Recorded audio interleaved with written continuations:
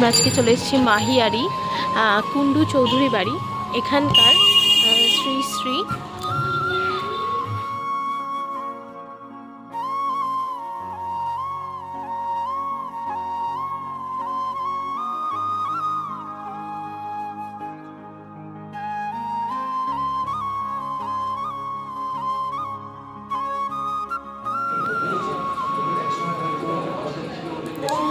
আমরা দর্শন করছি শ্রী শ্রী বাসন্তী মাতা।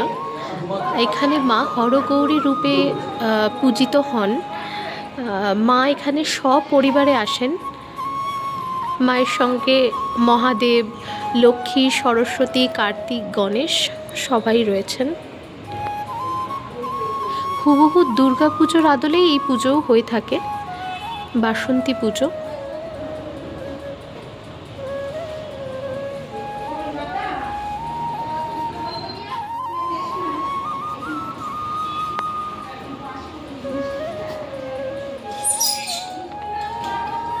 ইনি হচ্ছে নিত্য পূজিত জনার্দন, ওনাদের বাড়ির।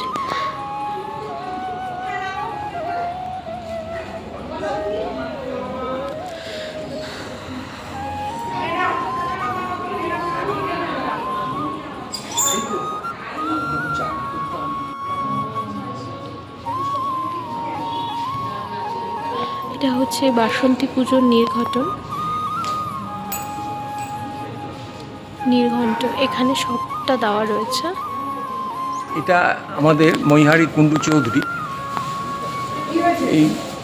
এখানে আমাদের বসবাস কবে শুরু হয়েছিল সঠিক কোনো তথ্য নেই, কিন্তু আমাদের বাড়ির সংলগ্ন একটা জোড়া শিব মন্দির আছে, তার প্রতিষ্ঠাকাল লেখা আছে 1223 সাল বাংলার, অর্থাৎ 1816 খ্রিস্টাব্দ। তো সেইখান থেকে অনুমান করা যায় তারও অন্তত 100 বছর আগে এইটা বাড়িটার শুরু হয়েছিল। এই অনুমান করা হয় আমাদের এটা হরগৌরী মূর্তি, তাই থেকে অনুমান করা আমাদের মিদনাপুর তমলুক থেকে বোধহয় এসেছি বাণিজ্য পথে। আমাদের তো আগে বাণিজ্য ছিল, ধান চালের ব্যবসা, তারপরে ঝাঁটাকাটি, লবণ সেই সময় আমদানি করা হতো, তো ইংল্যান্ড থেকে আমদানি করা হতো, তারপরে এখানে শুরু হয়, তারপর থেকে সেটা বন্ধ হয়ে যায়। কিন্তু তারপর থেকে অ্যাকচুয়ালি ব্যবসায়ী পরিবার থেকে জমিদারি পত্তনি 7টা জেলা ধরে আমাদের জমিদারি বিস্তৃত ছিল। তো একটা সময় 1937 সাল, তখন এই পুজো পার্বণ শুরু হলো। তো ঠাকুর এটা বরাবর চালিয়ে নেওয়ার জন্যে একটা দেবত্ব ট্রাস্ট করা হয়। আচ্ছা, এই ট্রাস্ট করা হয় 1937 সালে। সেখান থেকে কিছু সম্পত্তি রাখা হয়, তার আয় থেকে এইটা মানে সারা বছর বিভিন্ন পুজো, দোল, রাস, বাসন্তী পুজো, দুর্গা পুজো, এইগুলো আমরা চালিয়ে আসছি। আচ্ছা, তাও এটা আনুমানিক কত বছরে পড়লো মায়ের এই পুজোটা? মায়ের এই পুজোটা ওইটাই তো বললাম যে এই থেকে অনুমান করা যায় অন্তত 250 বছর হবে আর 250 বছর হয়ে গেছে। আচ্ছা, মা এখানে থাকেন কদিন? ওই তো আপনার ষষ্ঠী থেকে শুরু হয়, এখানে পাশেই বোধনতলা আছে, ষষ্ঠী থেকে শুরু হয়, দশমীতে বিসর্জন হয়ে যায়। আমাদের কাঠামো থাকে, এখানেই কাঠামো প্রতিমা গড়া।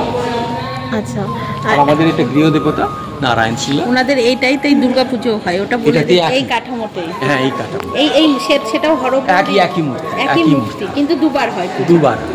এটাও 4 দিন, ওটাও 4 দিন, 5 দিন। আচ্ছা, মায়ের এখানে বৈষ্ণব মতেই পুজো হয়? বৈষ্ণব মতে পুজো হয়। আচ্ছা, আর মায়ের ভোগে কি কি থাকে এই 4 দিন? আমাদের কিন্তু রান্না ভোগ দেওয়া হয় না। আচ্ছা, চাল, মিষ্টি, এই রকম নৈবেদ্য দেওয়া হয়।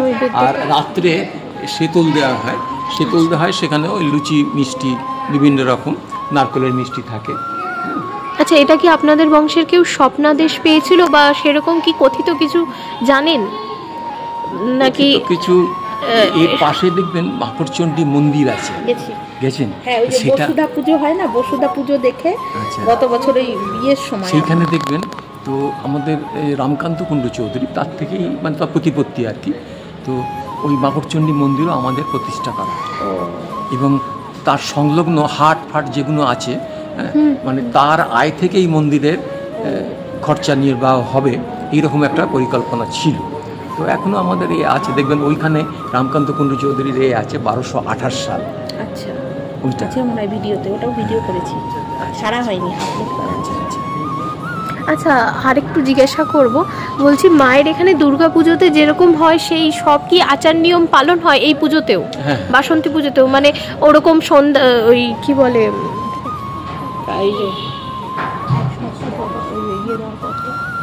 এই যে সন্ধ্যাবেলা যে পুজোটা হয় না, কি যেন বলে, সন্ধি পুজোটা, সন্ধ্যা পুজো। হ্যাঁ, আজকে আছে, আজকে আছে রাত্রির, আজকে এবারে তিথি পড়েছে 11টা বোধহয় 57 সম্ভবত, ওইখানে আমি নির্ঘণ্ট দিয়ে রেখেছি। আচ্ছা, হ্যাঁ সেটাই জিজ্ঞাসা করছিলাম, মানে দুর্গা পুজোতে যা যা হয় বাসন্তী পুজোতেও তাই হয়। শুধু আপনাদের এখানে আরো বড় বিশেষত্ব সেটা হচ্ছে মা এখানে দর্শভুজা রূপে আসেন না, সব সময়ই হরপার্বতী রূপেই আসেন, হরগৌরী, রণমূর্তি নয়। আচ্ছা, সেটাই জিজ্ঞাসা করছিলাম। আর হচ্ছে ঠাকুরের সাথে এখানে সপরিবারেই আসেন? সপরিবারেই আসেন। আচ্ছা, আর একটা বিশেষ কথা বলি, মানে আমাদের যেহেতু একসময় নদীপথে ব্যবসা বাণিজ্য হতো, তো তখন সরস্বতী নদী এখন যে অবস্থা আমরা দেখছি সেই অবস্থায় ছিল না, তখন এখানে নৌকা চলতো, সরস্বতী নদী, এবং কলকাতা থেকে যখন যাতায়াত করতো এবং তোমার হুগলি ওই সরস্বতী নদীর পথ ধরে ব্যবসা হতো, এবং সেখানে কানলা কাটোয়া এইরকম সব জায়গা তো আমাদের এরকম গদি বাড়ি ছিল এক সময়, বুঝেছেন? তো নদীপথে ব্যবসা হতো, সেইখান থেকেই বোধহয় এখানে বসবাস শুরু আর কি। এই দুর্গা পুজোর সময় কি এই সোলার কালারটাই থাকে, মায়ের এই কালারটাই গোলাপিটাই থাকে? না, তখন অন্য থাকে। এটা পছন্দ, এরকম রূপ দেখতে না খুব ভালো লাগে। কুণ্ডু চৌধুরী। আপনারা এই বংশের কততম পুরুষ? মানে আমাদের ওই রামকান্ত থেকে ধরা হয় সপ্তম পুরুষ। সপ্তম পুরুষ।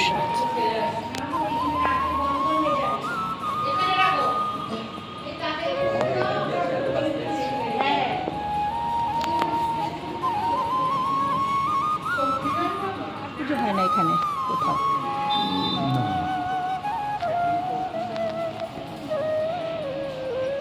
এই বাসন্তী পুজোর কাঠামো পুজোটা বলছি, একটা বিশেষ দিনে হয়, আমাদের শিব চতুর্দশীর পরের দিন হয় রক্ষাকালী পুজো, আমাদের বাজারেই আছে।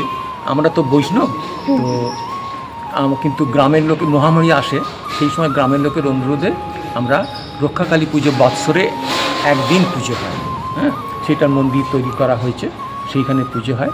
তার থেকে ঠিক 9 দিন পরে কখনো কখনো এক দিন তফাৎ হয়, শনি মঙ্গলবারে হরিসভা বসে না, তো যেদিন হরিসভা বসে সেই দিনই বাসন্তী পুজোর কাঠামো পুজো হয়, এটাকে বাঁশ পুজো আমরা এখানে বলি। তখন কাঠামো পুজো এত চল হয়নি আমাদের এখানে, বাঁশ পুজো হয়। বিভিন্ন মূর্তি কিন্তু এখানে আঁকা হতো। হ্যাঁ, ওই শালচিত্র, ওটাই আমি জিজ্ঞাসা করছি, ওটা আমি দেখতে পেলাম না সেরকম ভাবে। এখন আছে বিষ্ণু আছে, আর কে কে আছে এখানে? রামচন্দ্র আছে নাকি, বিষ্ণু আছে, আর কে যেন আছে, ব্রহ্মা বিষ্ণু মহেশ্বর নয় যে 3 মাথা, ও এখন আছে আকার লোক আর নেই, সেই ফটো আর নেই। তার ফলে ওই কেনা যা আছে সেইভাবে লাগানো হয়, মানে পুরোটা হাতে আঁকতে থাকে। হ্যাঁ, আমাদের বাড়িতে আর কি কি পুজো হয় তাছাড়া? আমাদের বাড়িতে হয় রাস হয়।